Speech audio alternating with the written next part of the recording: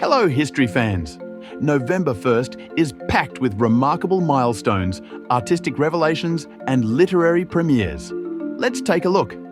We begin in 1512, when the ceiling of the Sistine Chapel, painted by none other than Michelangelo, was unveiled to the public. This ceiling remains one of the most celebrated masterpieces in art history, drawing millions of visitors to the Vatican each year. Next, in 1604, William Shakespeare's tragedy Othello premiered in London. This story of love, jealousy, and betrayal was an instant hit and has since become one of Shakespeare's most performed plays and continues to captivate audiences worldwide.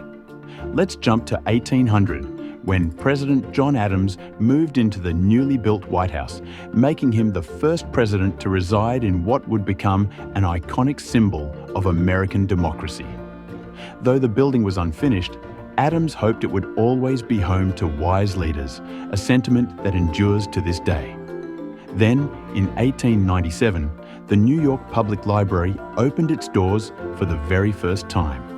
Dedicated to making knowledge accessible to the public, this beloved library has grown to become a cornerstone of culture and learning in New York City. One of the largest libraries in the world, it welcomes millions of readers and researchers each year. Finally, in 1993, the European Union was officially established with the Maastricht Treaty.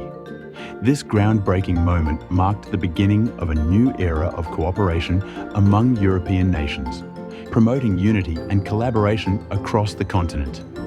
From the awe-inspiring art of Michelangelo to the creation of the EU, November 1st showcases the power of creativity, knowledge, and unity in shaping our world.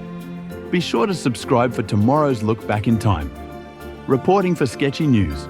Be polite, be happy, be kind. Thanks for watching.